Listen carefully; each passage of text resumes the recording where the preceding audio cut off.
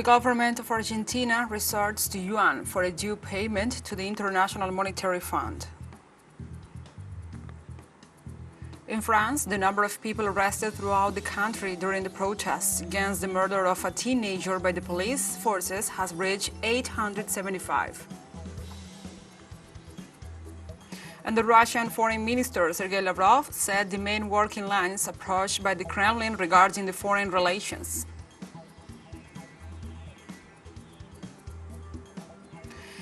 From the headquarters of teleSUR English in Havana, Cuba, this is From the South. I'm your anchor, Gladys Quesada, and these are the news. The Argentinian Economy Ministry announced it will make this month's payment to the International Monetary Fund without resorting to the central bank's United States dollar reserves.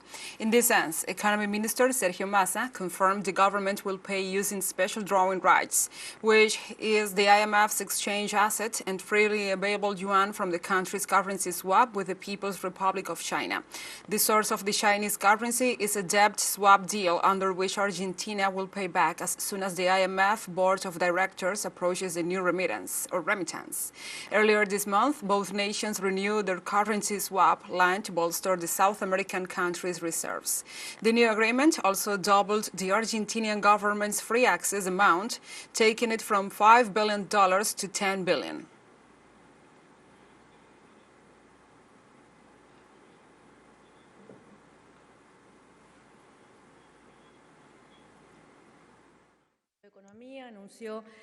The Ministry of Economy announced that the corresponding payment to the International Monetary Fund for the second quarter will be made tomorrow. The payment of $2.7 billion will be made partly from special drawing rights of the Treasury and partly from freely available yuan. This payment is in line with what was agreed with the IMF. At the same time, no reserves will be used. Russia, China, and Bolivia signed bilateral cooperation agreements for the extraction of lithium.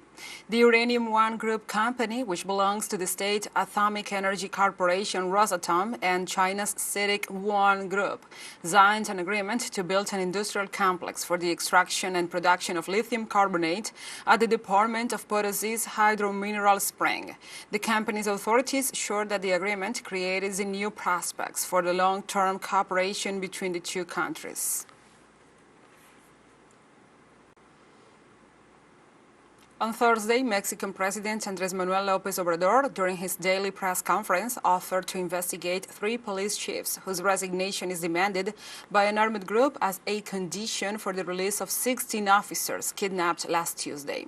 The president warned that the criminals must first release the police officers of the state of Chiapas, whose videos have been circulated communicating their demands of their captures. Some 1,000 agents of the state and federal security forces have been taking part since Wednesday in the operations to rescue the kidnapped victims who were held in the town of Ocosocautla, were traveling on a bus after their workday.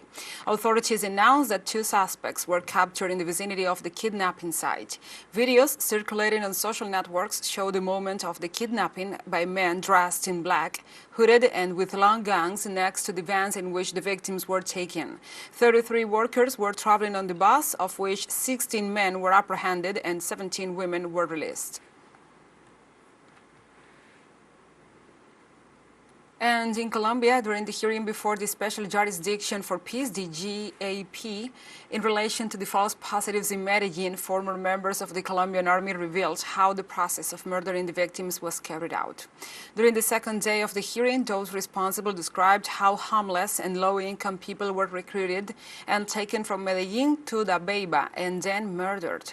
One of the testimonies indicated how the ex-military began to spread the criminal phenomenon with the alleged collaboration of the then Colonel David Guzman and paramilitary groups initiating the actions in the municipality of Ituango. Sergeant Fidel Ochoa stated that one of the people who was offered a supposed job offer in Dabeiba was murdered by Colonel David Guzman himself.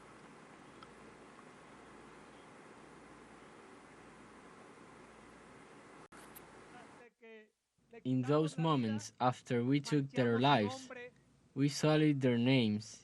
We told the media that they belonged to a group outside the law. And on many occasions, we even gave them aliases.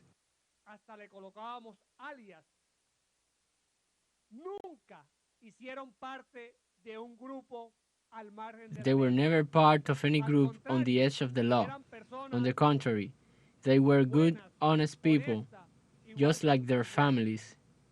It is in this scenario that we started to clear their names and their honor, because the victims and their families asked for it, and it is our duty as victims.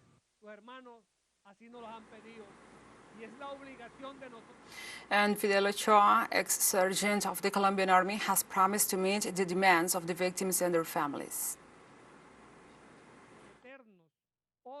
We must commit ourselves today in the name of those who appear before us, of those most responsible. I commit myself to fulfill and materialize the demands of the victims. If they say a mural in Dabeiba, a mural in Medellin, we will make it happen. These symbolic acts are the ones that will make us show the world that we are reconciling, that we are helping today, that we are carrying that grain of sand to build the total peace that our president longs for. During the special jurisdiction for peace hearing, a family member of the victims emphasized empathy in granting forgiveness. We have that spiritual part in which one says, humanly, I don't want anything. Humanly, I don't want to see them. Humanly, I don't want to listen to them, because no matter what, they are responsible for what they did. But then, this humanity begins to meet with that spiritual part, which is the only one that can bring us closer. Let's not say 100% forgiveness, because it has not been given yet. But there is an empathy, and we begin to see them and listen to them, but also as people who took the life of our loved ones, and we also see human beings.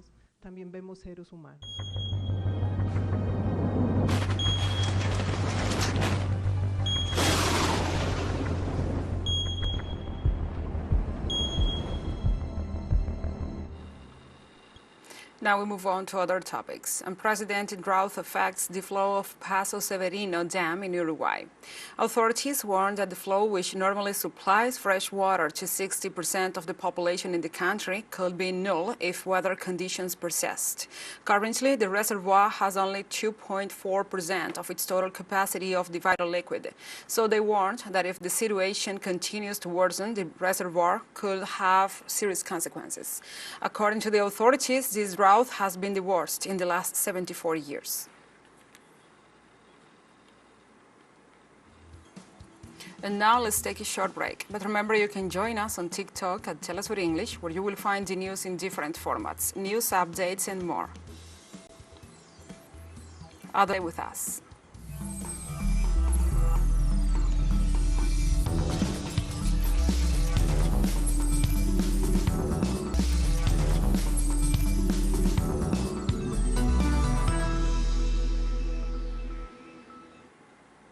Welcome back to From the South.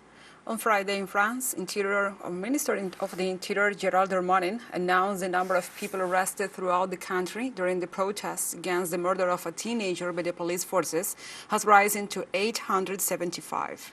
According to police sources, most of those arrested are between 14 and 18 years old, and local authorities decreed a night curfew in the cities of Clermont, Compiègne, Toulouse, and Lille.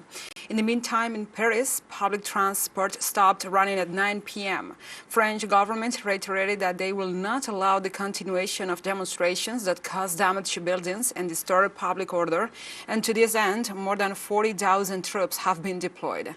However, multiple destructions and fires were reported on Thursday night.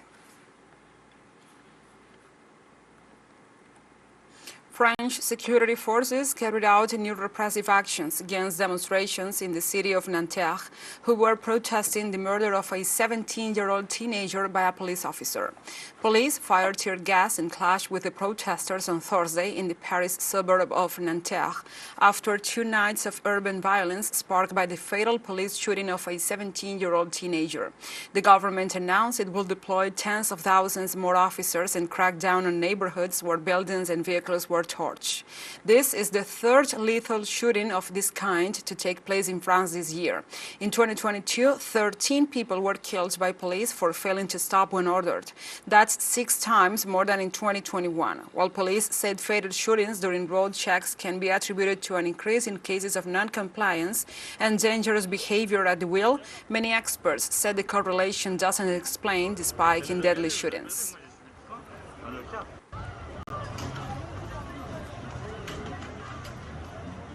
And we continue in France, where the Member of Parliament for La France Insoumise party, Paul Wannier, noted that the ambiguity of the law allows the wrong use of firearms by the police and recalled that the police nation bond and police population bond should be based on trust. The law is unclear, or rather, it has led to police officers in the field to interpret it as authorizing them to use their weapons to a greater extent than before. There was 40% increase in police shootings following the adoption of this law. There has been an increase in the number of people killed in police checkpoints and hit-and-run incidents, so there is a link, a chronology that establishes a direct link between this 2017 law and the worsening of the situation. We're calling for this law to be repealed and for the conditions governing the use of firearms by the police to be rediscussed.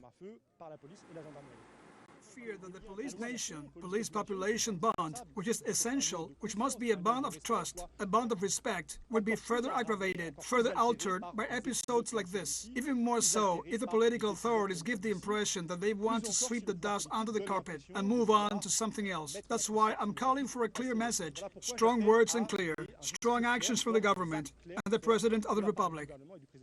In Italy, a total of 3,279 migrants are cramped into the reception center of the island of Lampedusa, 8 times more than its planned capacity for about 400 people after the massive arrivals of the last hours. According to police in Agrigento, Sicily, the largest group arrived on the island at night when a 7-meter-long boat that had sailed from Sfax, Tunisia, was intercepted. According to the police, 252 people were on board. Other small barges were also intercepted. On Sunday alone, in just 24 hours, 46 disembarkations took place with a total of 2,333 arrivals. And most of the new arrivals said they were from Eritrea, Chad, Ghana, Sudan, and Egypt. And the Dutch police hold a blockade against protesting farmers and their supporters near the temporary parliament building in The Hague.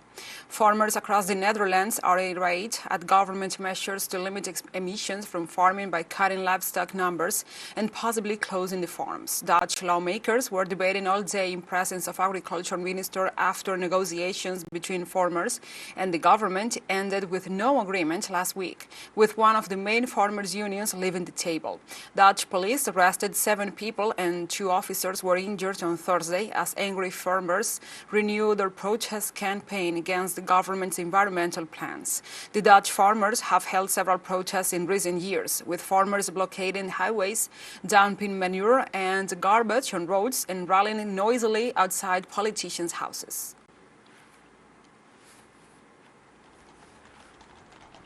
And the Supreme Court of the United States ruled that the country's universities cannot take a student's race as a valid criterion to facilitate admission to higher education institutions. The court ruling was approved on Thursday with 6 votes in favor and 3 against. The decision forces U.S. universities to use other methods to ensure diversity. The measure affects the admissions plans of universities such as Harvard and North Carolina. The Chief Justice, John Roberts, justified the action by pointing out that campuses wrongly concluded that skin color is a determining factor in admitting a student.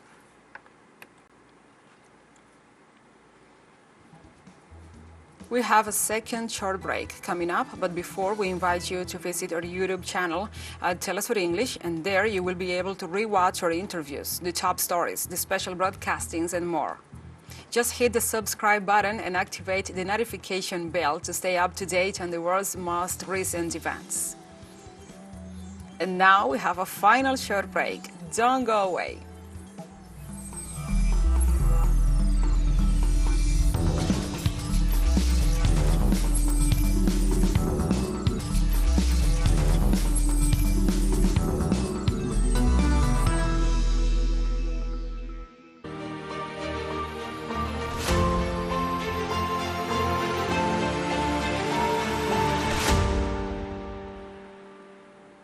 Welcome back. The Russian Foreign Minister Sergey Lavrov reported on Friday to the international press the perspective and the working lines approached by the Kremlin regarding foreign relations. During the press conference, Lavrov said the Russian Federation will seek early expansion of the United Nations Security Council thanks to the countries of Asia, Africa, and Latin America. Commenting on the Western accusations against Russia for alleged war crimes and violations of humanitarian law in Ukraine, the Russian minister said that the West has no evidence to that effect. Furthermore, Lavrov noted that Moscow has serious doubts about the suitability of many of the Western leaders, since they are choosing to help Ukraine with weapons at the expense of its own citizens.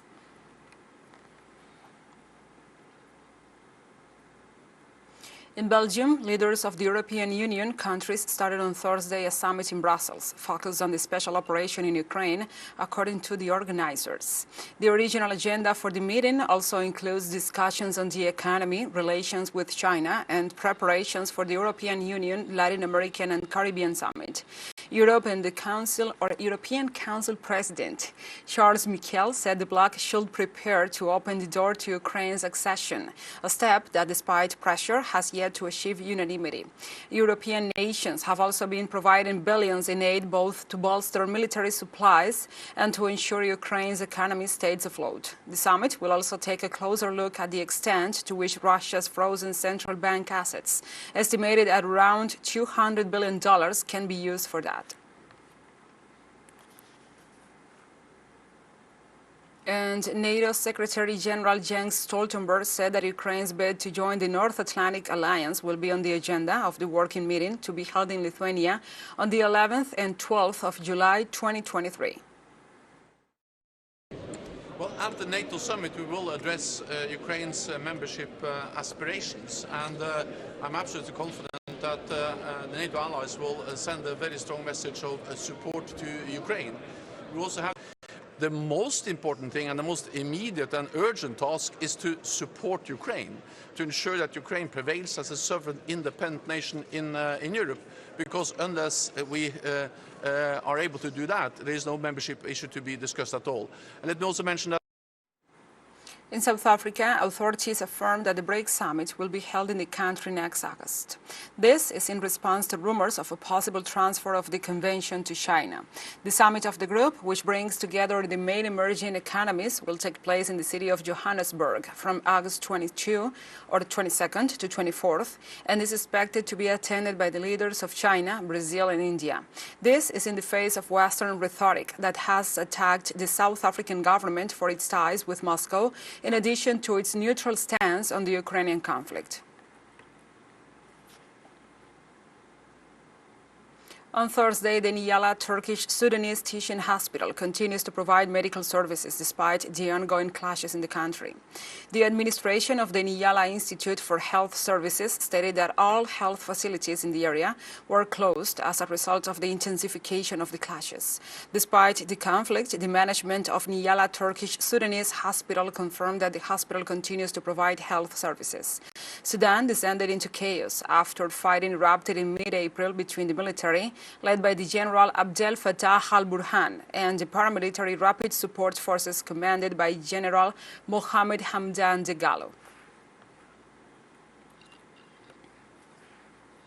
The number of wounded who are received through the day ranges from 10 to 30. We receive cases from the hospital gate until they reach the operations. We are appealing to the world now that we are in great need of blood and blood donation. We need a lot of daily disposables. The numbers of patients that we are receiving is great so far. We receive very few medical tools, and we lack many medical treatments. We need a CVC device, and we informed the authorities of our urgent need for some medical tools. Among the important things are gloves.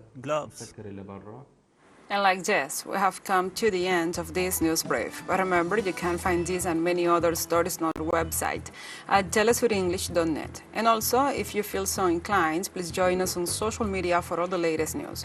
We are on Facebook, Twitter, Instagram, Telegram, and TikTok. For TeleSUR English, I'm your anchor, Gladys Quesada. Thank you for watching.